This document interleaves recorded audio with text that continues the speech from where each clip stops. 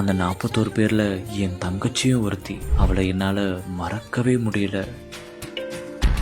என்னை விட்டு 2 தள்ளி போனான். விஜயை ஆசை ஆசையாக பார்க்க வந்து அநியாயமாய் பறிபோன தங்கையின் உயிர் எடுத்து கருவில் வைக்க நினைக்கிறேன்.